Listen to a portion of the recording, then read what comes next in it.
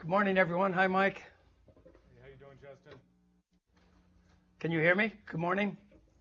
Yeah, I know this mic, I don't know if it's working. Yeah, good morning. Can you hear me? Yeah. Okay. How's everyone? And just a point, in New York, we're still just seeing Justin. We'd like to see the band when you get a chance, Bruce. I don't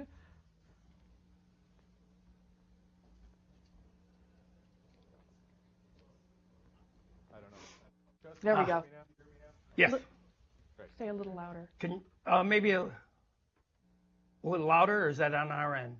No, it's on. Oh, okay. How are you, Mike? Great. Really great to see you in the little small box there Yeah. on my screen. But it's great to see you. Hello, bandies.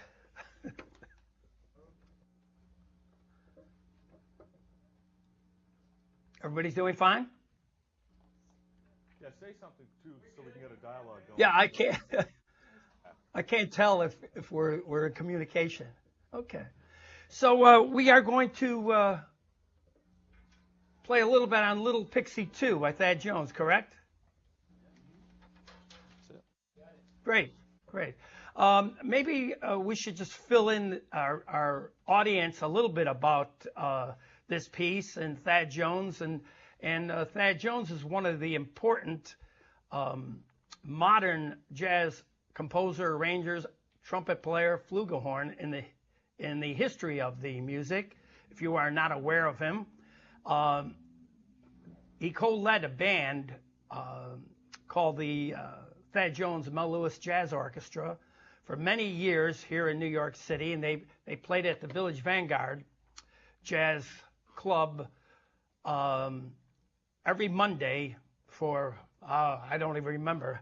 Mike, how many years? 20 years, 20 years together as the Thad Jones Mel Lewis? As the Thad Jones band close to that. And then, yes, and then Mel Lewis took it over after Thad left. Mel Lewis took over the band until his passing, and then they are still performing at the Village Vanguard on Monday evenings, and today it's known as the Vanguard Jazz Orchestra.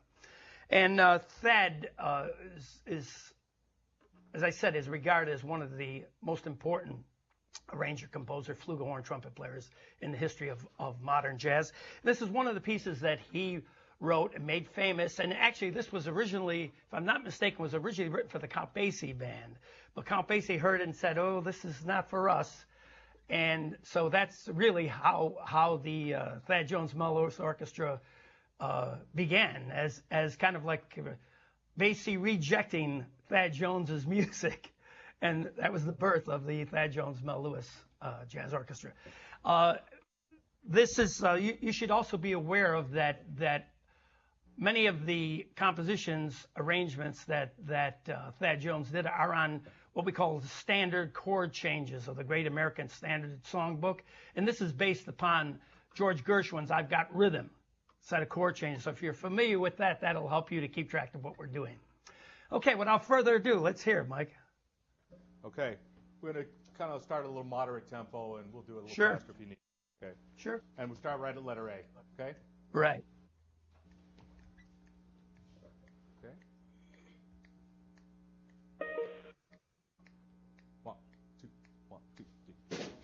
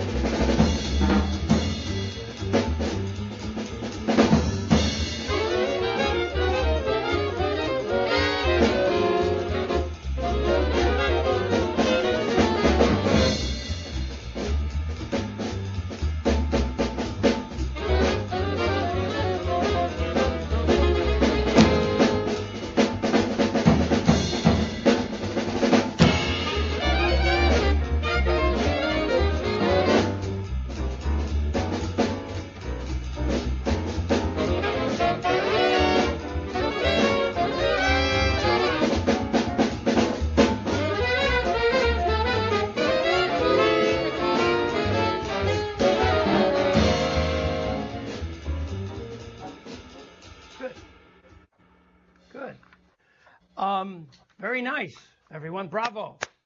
Bravo. Very nice playing. Very nice playing. There's some things we need to talk about.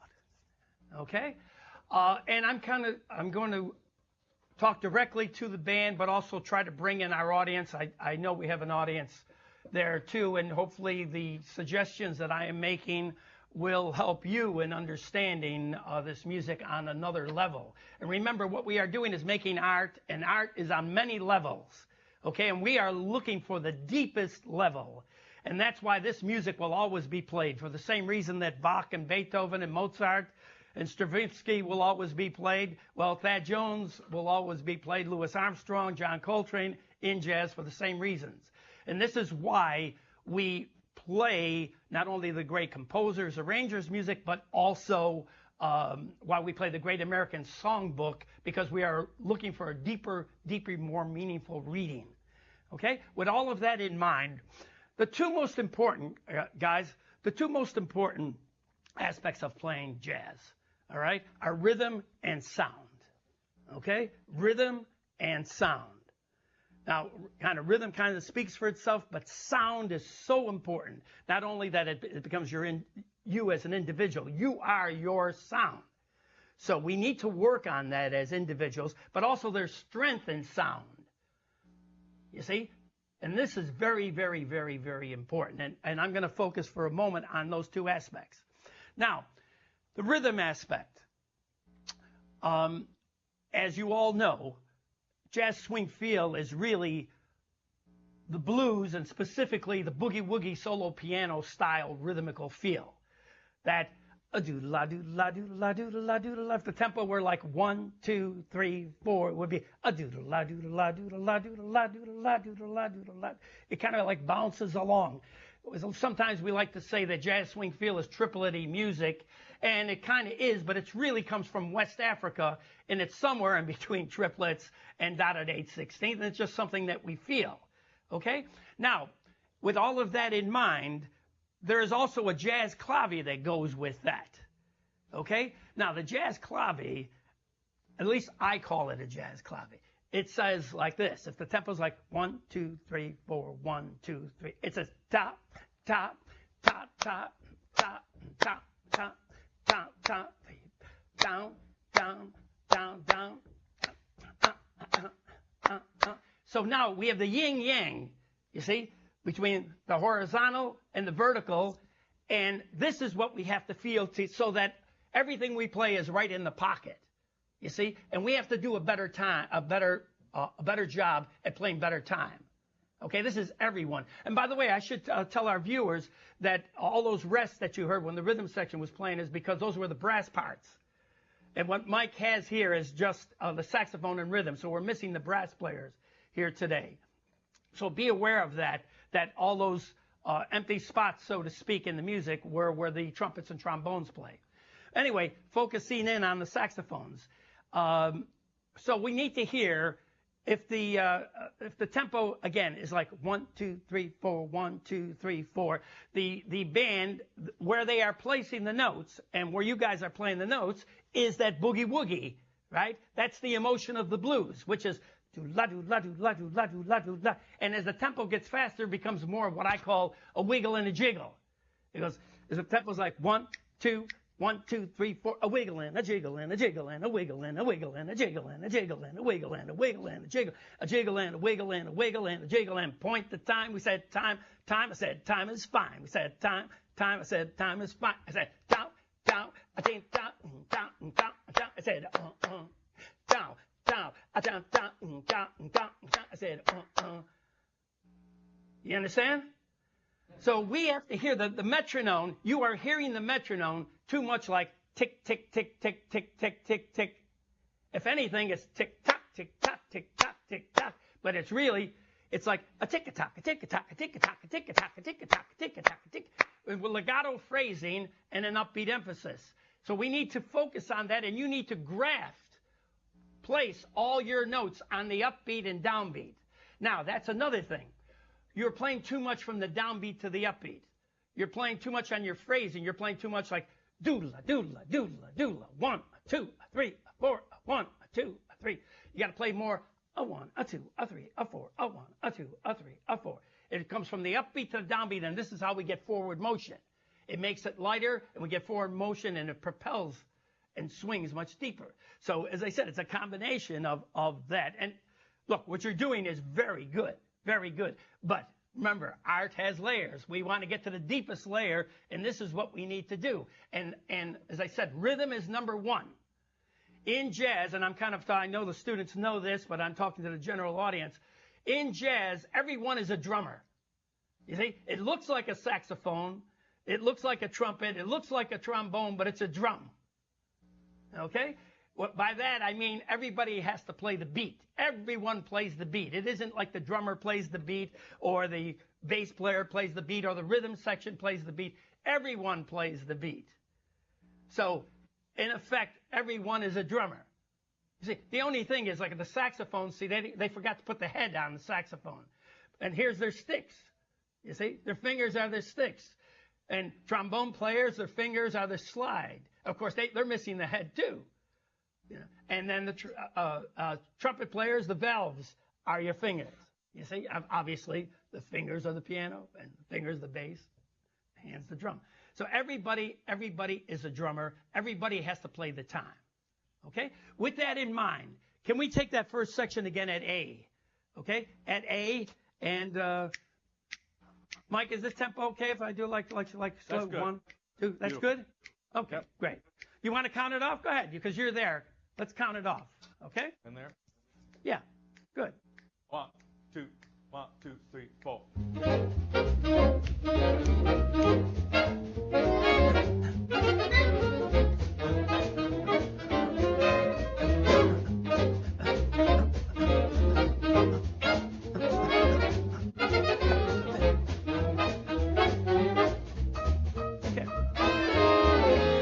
Okay, we can stop it here.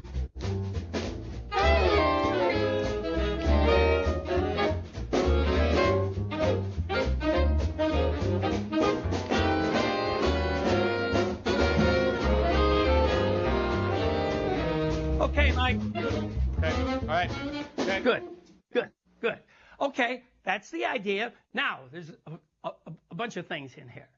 We need to feel you didn't play the tempo that Mike counted it off, first of all. Okay? And that's very important. Now, you got to feel that. You got to feel that it's as the tempo gets faster, it almost becomes it's a light 4/4 feel, almost in 2.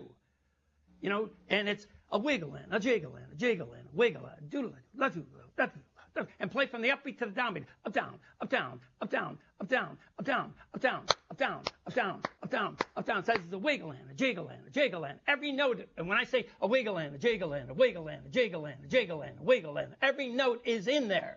You see, that's where you have to put the note, the notes that you graft, or you place all your notes in there.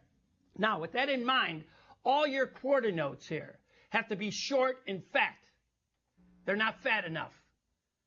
Okay? You're playing them staccato, but not fat enough. So, again, for the jazz audience, the quarter notes that they have in this piece have this kind of steeplechase accent on it, you know, kind of like a marcato accent. And how we achieve that in jazz is we play it staccato, but we put an accent on it. So you play it with staccato with a punch. It's like boxing. See, the best jazz players in the world are like boxers. They're like rhythm, like prize fighting. And Miles Davis, the great Miles Davis trumpet player, he used to go to all the boxing matches all the time. And he'd be saying, you want to see rhythm? Go watch the boxers, and you'll play some rhythm. You'll play what we say, we'll play some time. So if you want to put it to boxing, this opening section here, guys, would be like 1, 2, 1, check. Can you see my movements? Okay, I'm going to box for you. Okay, 1, 2, 1, 2, 3, 4. Ba-dum, ba ba-dum, ba-dum, ba-dum, ba well, okay, like a drill. 1, ta ta ta ta ta. It's like a drill. 1, ta, You're ta, leaving ta, ta, yourself ta. wide open though, Justin. Watch it. Sorry. No, Okay, so all those quarter notes, they have to be placed where they're supposed to be on the wiggle jiggle or the boogie woogie, but they have to be fatter than that. They have to be short and fat, which means staccato with a punch. Okay, so can we try that again? And we're only going to go to go up to C and stop then. Okay, can we try that? And can we focus more? From A, yes. Okay. Why don't you count them off so you can get them in Oh, there? okay. And remember, let's focus on two things here. Let's focus on the rhythm, okay? Rhythm placement. It's like a wiggling, jiggling, jiggling, wiggling, wiggling, jiggle, wiggling, jiggling, jiggle. Every note you play is in there, right? Da-dum, dum, da-dum, da-dum, da-dum, dum.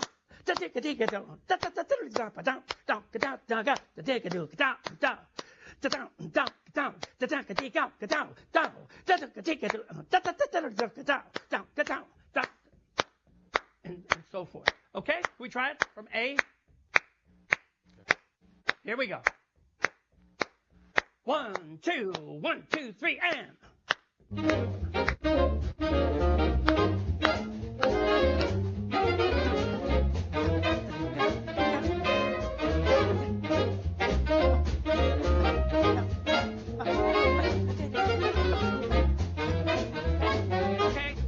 Okay, let's stop.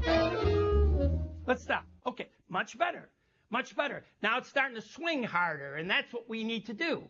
You see, music is emotions and feelings. That's all it is, right? And the emotions and feelings come from the rhythm in any kind of music, not only in jazz, but any kind of music. The movement, how you feel, comes from rhythm. It's anybody's music, right? But in jazz, we say, when we start talking about emotion in jazz, we talk about the music has to swing. That's the kind of feel that it comes from, right? I know the band knows that. Again, I'm talking to the general audience, and that is the most important thing.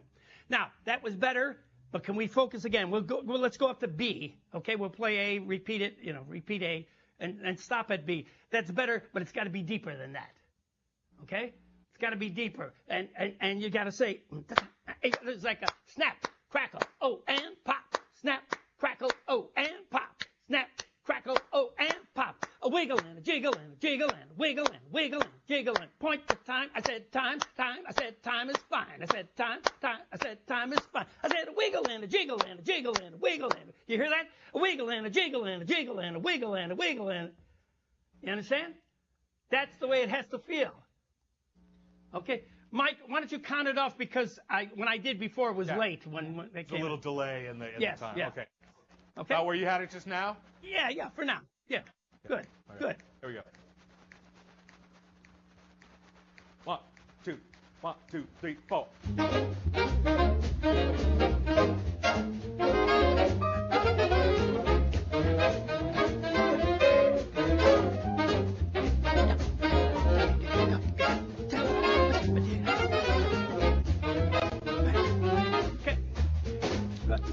Okay, that's better.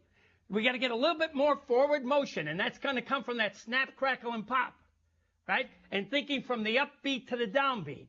Now, we can't fix it 100% here, obviously, but you can, working with these ideas. You see, you as an individual players now, you need to work on this. It's not only this piece, but you need to work on everything you play. When you're learning songs, you're learning tunes, you're learning big band arrangements. It's with this kind of concept, this forward motion, rhythmic concept coming from the upbeat to the downbeat. You see? And that snap, crackle, and pop. You see how this is so angular, the rhythm here. One, da-da, da-da, da-da, da-da. It's like in and out. It's like all over, like iambic pentameter. The rhythm it gets you excited. You understand? So this is what we have to do. Can we do it one more time? This time we'll go into, let's go up to, with this kind of attitude, let's go up to D. How's that? From the beginning to D. But think about this. Now, let's just focus a second. We're going to focus on lots of things. We're going to focus on wiggle and a jiggle and a jiggle and a wiggle and a wiggle and it's a wiggle and a jiggle and a jiggle and a wiggle. It might be easier to think about this sometimes almost like focusing, almost like a samba kind of thing. Where it's a 1, a 2, a 3, a 4, a 1, a 2, a 3, a 4, a 1, a 2, a 3. When you start to get it up there, it becomes a light 4/4. You see? And the 2 thing never moves. That's, the da, da, da, da. Attack-a-doo, attack-a-doo, attack-a-doo, attack-a-doo. It goes back to the oompa all the time. Everything goes back to the oompa. Even though this 1, 2, 1, 2 never moves. People say jazz, you clap your hands on 2 and 4. It's 2 and 4 music. 2 and 4 is only as good as where 1 and 3 is. 1 and 3 is in the right place, 2 and 4, nothing's going to happen. You see, it all goes back to 1 and 3. So a wiggle and a jiggle and a jiggle and a wiggle and a wiggle and a jiggle and a jiggle, wiggle. And remember, those quarter notes got to be short but fat. So you're playing staccato with an accent. It's still not big enough, fat enough. Okay, it's got to be like blues drenched. The Thad Jones music is in the blues. It's got to be blues drenched. You see, and of course, George Gershwin's "I've Got Rhythm" is his take on the blues, on a blues chord progression. Anyway, you know that. That's like, if there's like 2,000 songs based upon George Gershwin's chord changes of "I've Got Rhythm." I'm sorry, if there's like 2,000 songs based upon the blues, 12-bar jazz blues or 12-bar blues, there's at least 500 on George Gershwin's "I've Got Rhythm," which is his take on the blues. It's just a longer extension of the blues. But it's got to be in there. It's got to be blues drenched. And how do you do that? A wiggle and a jiggle and a jiggle and a wiggle and graft everything in there. A wiggle. And remember, snap, crackle, oh, and pop, and snap, crackle, oh, and pop, and snap, crackle, oh, and pop, and dance, dance, dance the time, and dance, dance, dance the time, and dance. Everybody has to feel like you're dancing. You see, you just can't play your part. In this music, your body has to feel like you're a dancer. This comes from the dance. You see, if you're not feeling rhythm throughout your whole body, there's no way you can do this. You don't sit in a chair, and just wiggle your fingers, or in the case of drummers who are using your feet or whatever, right? You got to feel rhythm throughout your whole body. You got to feel like you're dancing. It's almost like you're cleaning a chair. This kind. Your rear butt is cleaning the chair, maybe. It's that kind of. Not quite that. You know what I'm saying. But you understand? We have to feel it. We have to feel the groove. Okay? So can we think about that? Okay? So it's wiggling, jiggling, jiggling, wiggling. Quarter notes, fat but short, and snap, crackle, oh, and pop, and snap, crackle, oh, and pop, and snap. And this tow, ta-te, tow, ka-te. I said, I said, tow, ta-ta, ka, ka-te. I said, I said, tow, ta-ta, ka, ka-te. You said, tow, ta-ta, ka, ka-te. I said, I said, a little late, but you got it. It's the time delay. That's it. Okay, so can we try that now with that kind of spirit? Wiggling, jiggling, jiggling. You hear how I'm phrasing that? I said wiggling, jiggling, jiggling, wiggling, wiggling, jiggling, jiggle, wiggling, wiggling, jig. Every note. That's the metronome. The metronome is not a tick, tick, tick, tick. No, It's we like to say it's the subdivision, but it's really boogie woogie. It's the blues. Zagadee, zagadee, zagadee, zagadee, zagadee, zagadee, zagadee, zagadee. Okay, go ahead, Mike. Okay, here we go. 1, 2, 3, 4.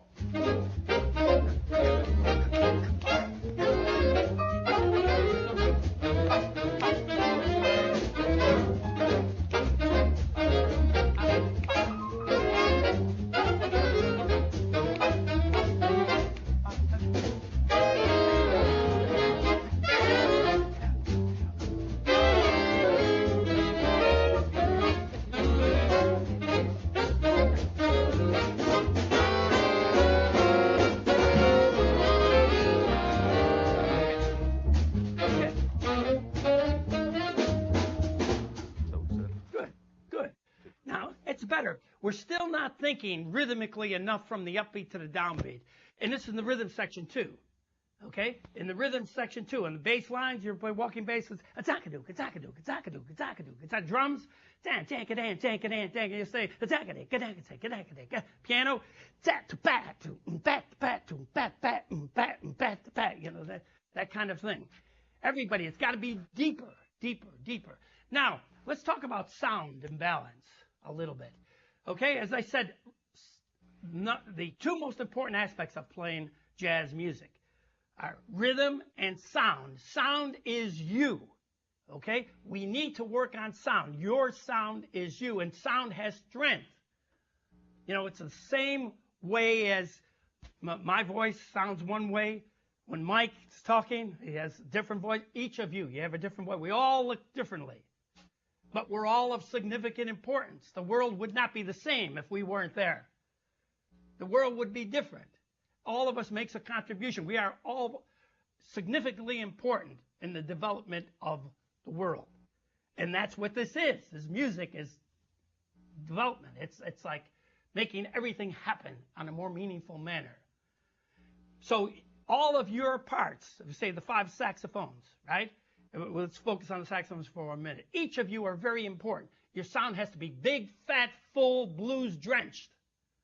Big, fat, full, blues drenched. With all of that in mind, we have to get a better balance than what we're doing.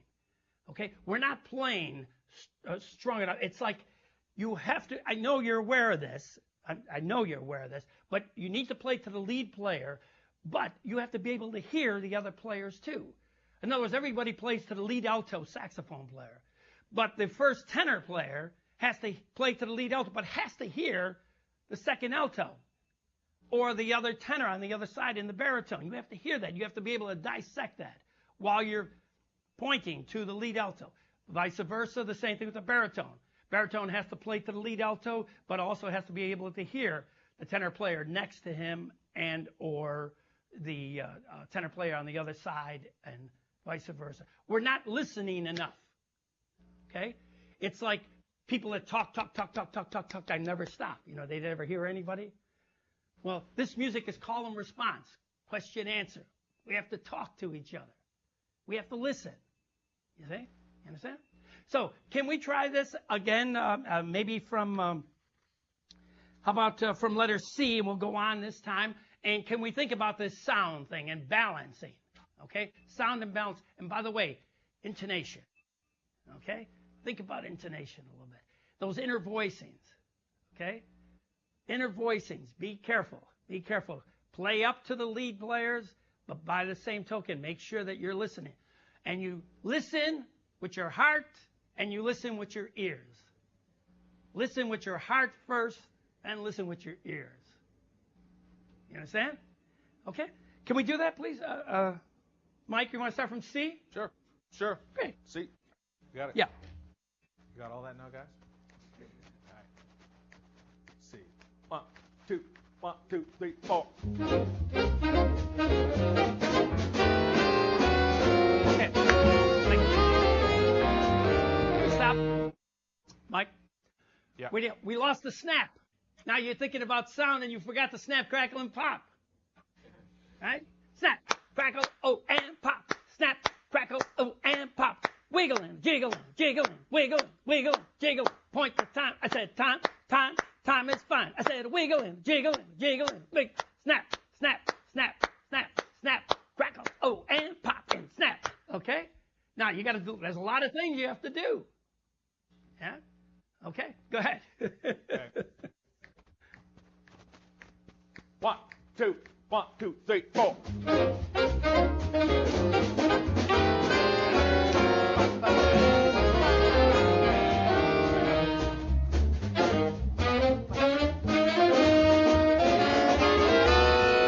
Okay. Now, okay, let's stop. Now, at D, all those figures that you have, the 2/8 that you have on the second beat, the 2/8 you have on the fourth beat, all those you're not putting in the pocket. You're not feeling one, take out, take out, take out. You're not feeling that wiggle, jiggle, jiggle, wiggle. You're not feeling the dance. Take out, take out, take out. Long short, long short, long short, long short. It's got to be right in there. Snap, snap, snap, snap. One, take out, take out, take out, take out. There's somewhere in between. It's got to be right in there. Rhythmic precision has to be number one with emotion. Right? We say time is fine. Time is fine. Wiggling, jiggling, jiggling, wiggling, wiggling, jiggle, and put it right in there. You see? You understand? You got to be in there all the time. That's how you play music. You have to focus. You can't want it. You got to be like totally in there. Take that again, Mike. At C. Okay, you got it? Great. Come on, guys. 1, 2, 1, 2, 3, 4.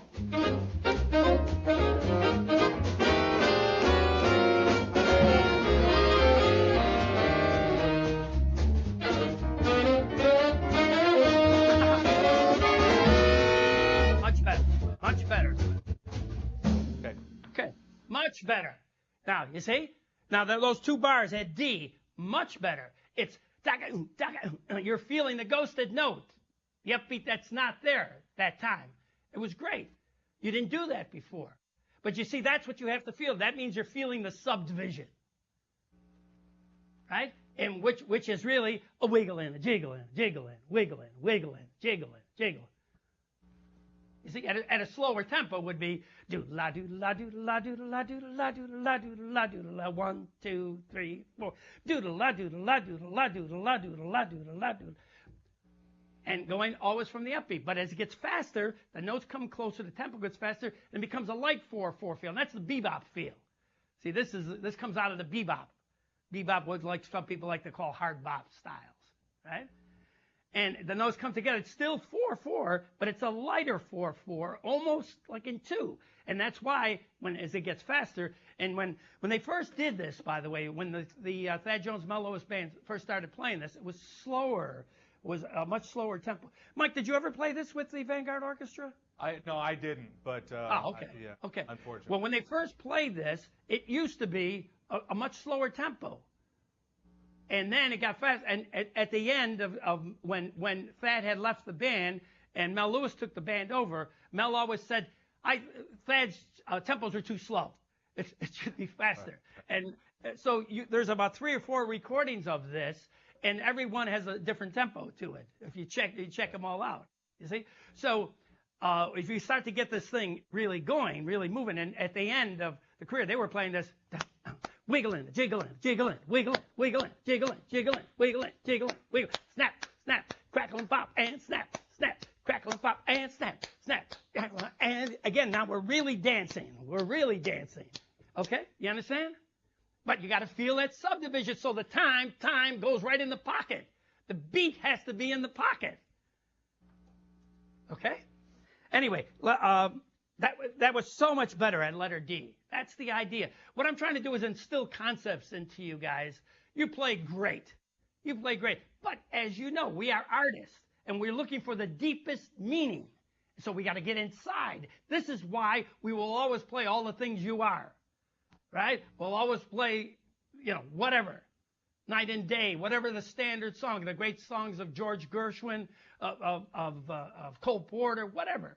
We'll always play it because we're trying to get a deeper meaning. I remember once, I'll just tell you a quick story. I remember one time hanging out with Bill Evans, the great pianist Bill Evans. And so I told Bill, I said, you've made like 50 albums. He recorded before CDs. Of course, all his music's on CDs now. And I said, Bill, you've made 50 albums at least, and you play the same tunes all the time. He says, yeah, I'm trying to learn how to do it. Okay? You understand? So that's the answer. The answer is we're trying to get it. What he's saying is he's taking an artist's view and trying to get the deepest meaning, because art has layers, and we're searching for the deepest layer. Okay? That's what you have to do as artists. You see, it doesn't matter whether you wind up playing jazz for a career or you go in a commercial vein or wherever you go, but you have to do it with an artist's view, and then you will do whatever it is, whether you play jazz, you play classical music, you play commercial music, you play pop, you play rap, funk, whatever it is, you're going to do it with a more meaningful attitude. And people are going to recognize and they're going to want to hire you. You're going to say, wow, this cat really can play. You understand? Because there's something about the emotion and the passion that comes through when you take an artist's view. All right? Let's take a little bit. We're starting to run out of time here. Can we take it maybe, Mike, how does it sound like, how about like from one before E? Or is that too hard to get into? It's all right. We can do that. Yeah? Okay. I'll give you a bar out front of that, and then write in on one before E, okay? Yeah. But remember, this has got to come from the upbeat to the downbeat, everyone. Right? So it's that a wiggling, jiggling, jiggling, wiggling, wiggling, jiggling, jiggling. Snap, snap, snap, snap, snap, crackle, oh, and pop, and snap, crackle, oh, and pop, and snap, crackle, oh, and dance, dance, dance the groove, and dance, dance, dance the groove, and dance. You got it? Okay? Go ahead. Okay. A little under that. Here we go. I'll give you 2 bars into one before E. 1, 2, 1, 2, 3, 4.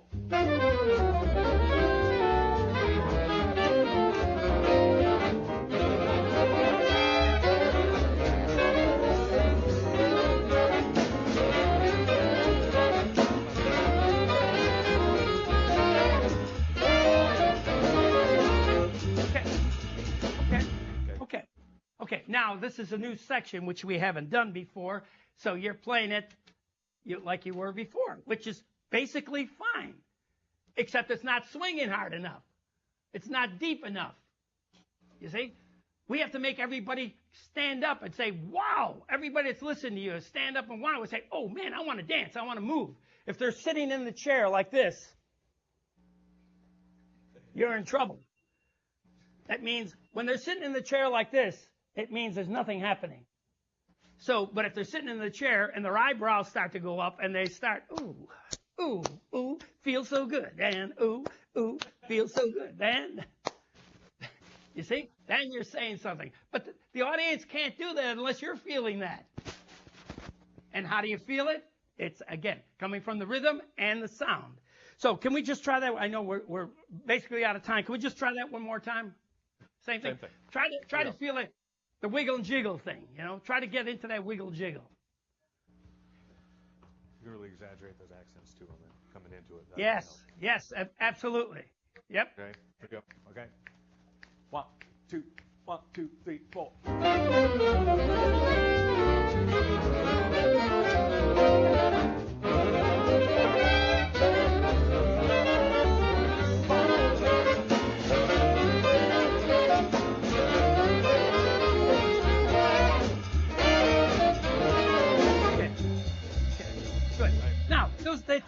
The two bars before F. It's got to be more of that wiggling, the jiggling, the jiggling. That's the lyrics. The lyrics to that line, to those notes are wiggling, the jiggling, the jiggling, wiggling. You understand? That's the lyrics. They have words. Can we do that? And so it says wiggling, the jiggling, the jiggling, the wiggling, the wiggling, the jiggle. Jiggle, wiggle, and a wiggle, and a jiggle. Oh, jiggle, wiggle, wiggle, I jiggle, jiggle, and wiggle, wiggle, wiggle, jiggle, ow. Can we do that like maybe Where? How about 4 before F? Okay. On those triplets. Right on the triplets. Okay. And lean on the 4 beats there on the triplets.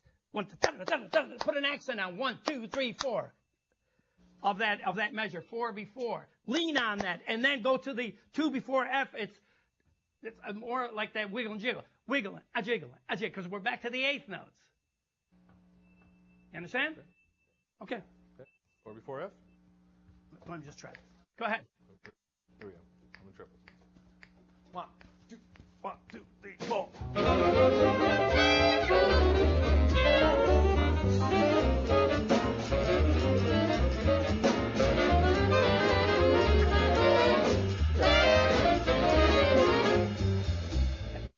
Anyway, we've run out of time, but I hope I presented some ideas to you that will help you to get to the next place. And to the audience, I hope that I was clear in discussing the importance in music, and in our case, jazz music, the importance of rhythm and sound, which is important, obviously, in any kind of music. And band, I hope that you could think about these ideas for yourselves as individuals to get your playing to the next place. Okay? Whoa, Justin, you got us wiggling and jiggling. And I'm going to pass it over to my colleague in London, Tanya Lisboa, because there's a bunch of questions out there for you. Sure. Thank you so much for such an inspiring presentation. And yes, we've got a question here first from the Royal College of Music, and there are a couple more questions from NCCU. But I will start with the Royal College of Music first. Sorry. Hi, my name's Sam. I'm actually visiting from Queen Mary University of London, and I'm looking very much at the interaction between musicians in the teaching situation over video conference. I have a question about the sound setup there. I can see the players under each of the players at Peabody, and I'm wondering if Justin's listening to a room mic that has the natural balance of the room and the players managing their own balance, or is somebody actually mixing the individual spot mics from Peabody, and so there's a subjective somebody else's mix in there? I'd really like to know more, because I'm thinking about the challenges of one-to ensemble teaching over video conference at the moment. I'm sorry? This is David Smook. I'm just going to jump in here. Can you hear me? I'm behind the scenes at Peabody. And yes, we have an audio engineer who's mic'd each instrument separately. The idea was to give Justin the best sound that would be appropriate for the coaching rather than necessarily the natural sound in the room. And is that something that with different lessons you might prefer to switch to, say, a room mic, or would you usually try and tutor an ensemble in this way with individual miking? I'm going to pass this back to Justin for an answer for this question. Okay, I felt that I could hear everything very clearly on my end. You know, obviously we're, I don't know, 500 miles away from each other, but I could hear everything. It felt pretty balanced. I mean, I could hear all the voices. I think I was hearing it, I don't think I was hearing it much different than if I were in that room, you know, in that sense. I mean, I could be wrong, but I don't think so. It was pretty clear. And of course, Mike, I got to say one other thing. You know, Mike is one of the great jazz musicians in the world and educators, and he knows, and he's been working with them on this stuff. I'm sure of that. I'm sure of that. So we're like in tune to each other. Mike, you wanted to say something? No, I was just going to add, yeah, that you're absolutely right. And not about the great musician, about the other part. I've been working with him. Oh, I like the great musician part. And we're only 200 miles away. But other than that, other than that, in this case, I would say the close miking, the purpose of it was to try to get as close to what I'm hearing in the room, and that's what we checked. And you know, because that's not always easy in a space like this, and I think it would be different in different situations. But for this goal, this seemed to be the best. I think was the best. Yeah, I had no problem. I was just going to add, I had no problem hearing, I think, pretty clearly of what it's all about. You know, and to give you another example. Sorry, is it a stereo mix? Is it a stereo mix you're hearing? Are you getting a feel for where people are sitting in the room, or are you using your eyes for that? No, I'm hearing it. I mean, I'm hearing. Okay, yes, no, I'm hearing it. And I could tell. I mean, this is why I was talking about sound with them. I can hear their individual sounds, and I can hear that. I'll give you another example. The second tenor player could have generally been playing a little stronger. Hello. Now, he's playing very well, but he could be playing a little stronger balance-wise. I could hear that from here, so I don't know. My name's Dustin. I'm actually the audio engineer on this side in Manhattan. So I just wanted to pitch in a little bit. The close miking is always better, simply because you can control the balance. If we put a room mic up, it wouldn't naturally be the natural sound. It wouldn't necessarily be that, just because there's proximity to the drums, there's more reflections from the back of the room. So the close miking is always better balance-wise and also for the echo cancellation. If you put a stereo mic in, it's going to cause a lot of problems with echo cancellation if you get a lot of room reflections and stuff like that. Yeah, no, that's a fair point. Thank you. Thank you for that. Okay, thank you. Thank you. We've got another question from NCTU, and I believe they can respond to you on audio. Let's try that first. If not, I can read the question. Hello? Yes, we can hear you. Great. Justin. Hi, Justin and Michael. Great to hear you and see such a wonderful opportunity to talk about jazz in synchronous distance learning. I have a question about the if camera angles or miking the instruments make a difference. For instance, when Justin was trying to demonstrate the swing feel and a lot of the terms he was using, and then the drummer was able to respond to the to what he was verbally saying. Would that make a difference, or do you usually use that? Or I heard the earlier comment when they said they gave Justin the loudest transmission in terms of the sound and the cleanest transmission. So we're thinking about this same technology and this same methodology for our jazz band and our jazz program. So we're really interested in how you deal with the latency and communicating some of the finer concepts about those really important performance aspects when you're trying to discuss them with students. Well, what I felt, I mean, I only can talk, speak from my end. the things I was talking about, I could hear that the rhythm section were reacting to that. They were trying to do. I could hear it. I could hear it in the drummers playing. I could hear it in the bass players playing. You see? And especially when I said we have to go from the upbeat to the downbeat. You know, I'm talking about little, minute things because these people can play. So, but I'm talking, you know, I'm trying to get in there and give them, you know, bring them to the next place. You know, and they were reacting. Definitely the drummer and the bass player, I could hear the difference. Are they there yet? No, because it's the first time we're talking about it. But obviously they understood it. They were trying to do what I was saying, and I could hear it and I could feel it. So I think we're okay. You know. Right. Mike, what do you think? See, let Mike react to that from, you know, being on that end. Yeah, I mean, I think it worked well. I mean,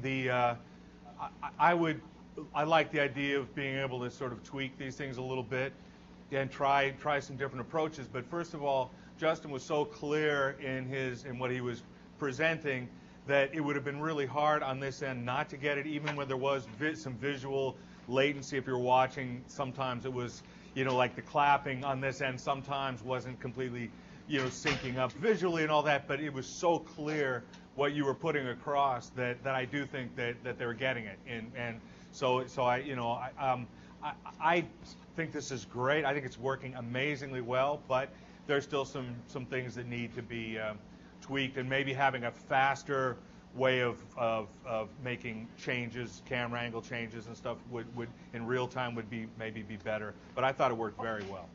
Also, I should mention something else. You know, I've been doing this for a long time, these video conferencing things. And when we first started, the delay was much more so than now. I mean, we're pretty close now, but there is still a delay. So, I mean, until we get to the point where we're actually in there, there's always going to be that little thing. But I think that, in fact, I know, because I could feel it. I mean, again, as Mike said, we're 200 miles away. I could feel the difference. I could tell, because music is emotions and feelings. I feel it. You know, no matter where I am, it's just like if you're listening to a recording. You know, you could feel it when it's happening on a recording, when it's not, even though you're not there in person, right? So I think in a sense, it's the same thing, although there is definitely a delay. You know, there's no question about what I was saying. So when I was talking about the snap, crackle, and pop, and I'm talking about zap, zap, zap, zap, zap, zap, I said, that, you know, that stuff, they're not hearing it exactly as I am here, probably. No, and I didn't mean to imply that they weren't playing great. They sound wonderful, and we all, and you, I personally know that you're just a wonderful teacher as well. So I'm enjoying it. Everyone in this studio is dancing, listening to you. And I just wondered if any of the students, what their experience of it was. If we could hear from any of the students about it. I think it was really great for us to get a chance. Can't hear him. Can't hear. Well, I thought it was really great for the band to get a chance to work with Justin and talk about time the way you did. I think that is really going to help our approach to make this music better. Couldn't really hear it.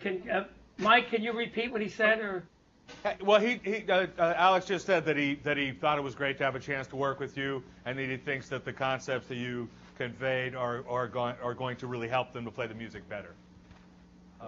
Anybody else? Thank you. Awesome. Matt. Unless you counting the tune off, it really didn't make a difference. The delay. Right. Yeah. Yeah. There's actual musical interaction. Oh yeah, absolutely. It really does make a difference. Can't hear that, Mike. You can hear his time. Yeah, happening, you speak up. it's just not Yeah. the same as Right. No, he's just saying that the delay wasn't a problem for them, and that they got a lot out of it. That didn't interfere at all for them. Good. Can I just interject for Lenora, who's joining us from North Carolina? Lenora, just also a technical point. We're actually connected today through a bridge. This is the way we enable being able to be many points connected, and that particular bridge adds in a little more delay. I see. Oh, So- I see. Right. So just wanted to make that point, and know that if we were just working, say, your school to our school, it would be less delay. So Yeah, anyway. I noticed. I was going to ask you about it. Yeah. I'm glad you brought that up. I noticed there was a bigger delay today than there has been in the last few video conferencing workshops I have done. So I'm glad you brought that up. I was curious about that. but whatever. Also, I didn't mean to imply that by mentioning that the delay wasn't really a problem. I just brought it out because there were times it became, we noticed it a little bit. I noticed it here, but it worked very seamless. I think it worked very well overall. Well, that's good. No problem. Awesome. Glad to hear that. Awesome. Thank you. Thank you. I've got one very last question before we close the session. And this is for Dr. William Smith at NCCU. And he says, Mr. was my HS Jazz Fund director at LaGuardia and was one of my first mentors. He also was the first person to introduce me to synthesizers and technology in music. I first want to let him know carrying on his lessons at NCCU. And I also want to ask, does he prepare his lessons for virtual differently, or does he approach VT the same as live lessons? Was that clear? And that's the question? Yes, whether you prepare for virtual teaching in a different way, or it's exactly the same. Virtual teaching? No. Visual teaching. No. I'm just interested in making music on its highest level. I am aware that I might not be able to hear it as clearly as I could possibly hear it if I were there in person. But no, my approach is the same. I think it has to be the same.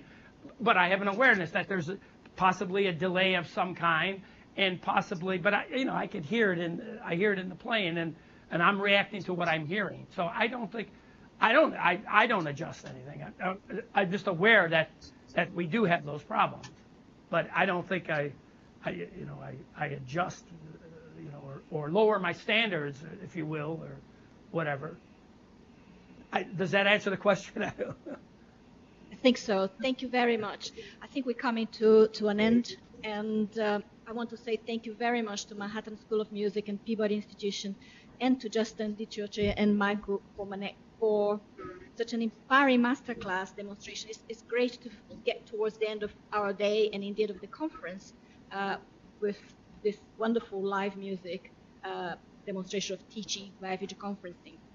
Can I say one last thing to them, please? Sure. Yes. It was a pleasure working with you on every level. You're doing great, and I hope that these concepts that I brought to your attention, I know that you're aware of it, but go deeper. Layers.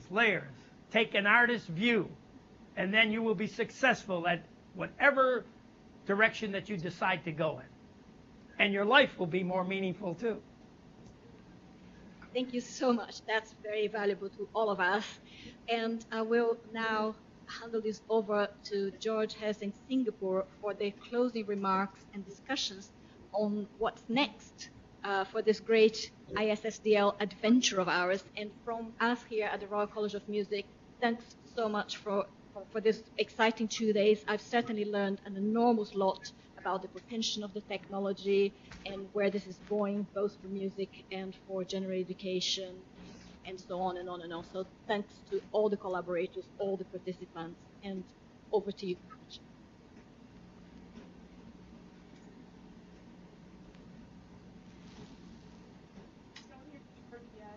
George? I think We Bruce can't has to hear bring you. him up. Don't hear George yet. I'm on, There so he it is. should Yep. be. Okay. Well, anyway, I'd like to also thank Justin and Michael, and I'd also like to thank the band for coming in and participating with this, too. So thanks very much, for you guys, for coming in. You sound great. Really enjoyed it. Okay. And Justin, I had one question for you. Did it bother, regarding latency, did it bother you that when you were wiggling, they were jiggling? As long as you wiggle and jiggle, it's okay. Okay. Anyway, I don't know if the jiggle came before the wiggle or the wiggle came before the jiggle. Ah, okay. Got it backwards. So. Anyway, I'd like to thank everybody for participating with this. This has been a really great conference and a really great experience for us. Basically, what we want to look at is what's next. Where are we going? What should we do? Do we need to try to find some sort of an organization that we should put together. We intend to take the website that we have up, which is www.issdl.org, and expand that quite a bit. We'll probably change the format of it so that information is going to be on there more than this conference. The call for papers and that will all be condensed a little bit. And we'll be focusing more on having materials about video conferencing on there. So that we'll be issuing calls for contributions, and would look forward to seeing others institutions participate. And so, but I'd be real interested to know if there is an interest in creating some sort of an organization regarding video conferencing and music education.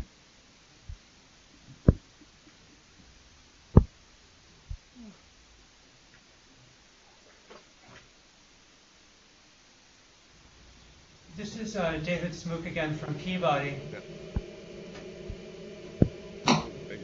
But I think we're hearing the Tanya echo. I'm going to... Yes, sorry, I was just Mike, if you needed could mute your microphone. Oh, God. Oh. I also have a click going on here. We know... can you hear me? This is David Smith from Peabody. Can you hear me?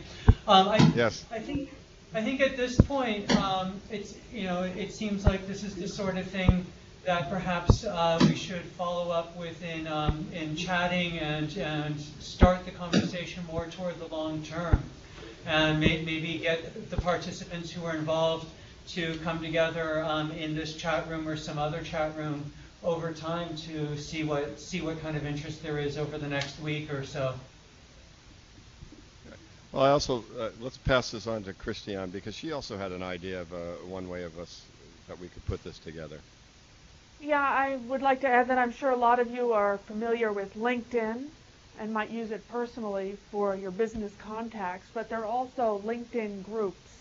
And I'm just curious, I'm sure a lot of you use it, and I think there's LinkedIn groups, and this might be a forum, a way for us to be together online where we can continue this discussion, where we can talk about collaborations, where we can continue to ask questions and find solutions, technological and pedagogical and musical for that matter.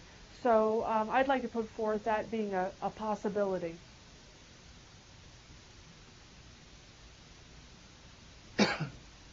Back over to you, George. So Okay, well, I think we've probably exhausted ourselves anyway. Yeah. And so what I'm going to suggest is that I'm going to say thank you again to everybody.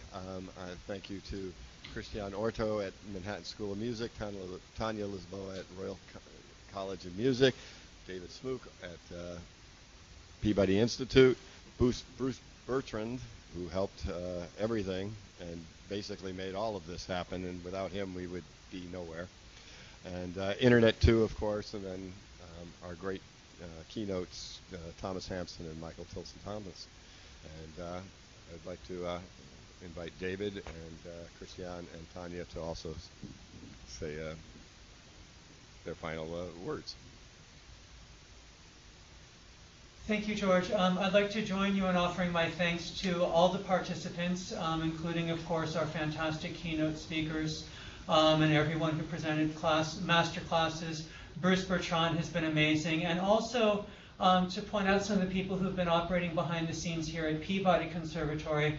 We've had Doug Nelson, Ed Tutro running sound, Bill Racine running the equipment, and also Jonathan Richardson. And it's taken a large crew of people really behind the scenes, and I'd like to offer my thanks to them as well. And turn it over then to Tanya.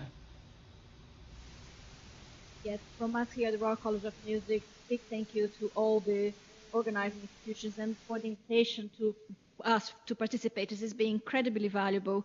We've learned an enormous lot, and I think this conference has opened valuable doors for us to share ideas, to join forces in solving problems, and I really look forward to many more. Thank you very much to all of you involved in this conference. Christiane, over to you. Thank you, Tanya. And I first of all want to say a big thank you to Justin and to Chocho. You've given us so much energy after a very long set of proceedings that have been so rich but tiring too.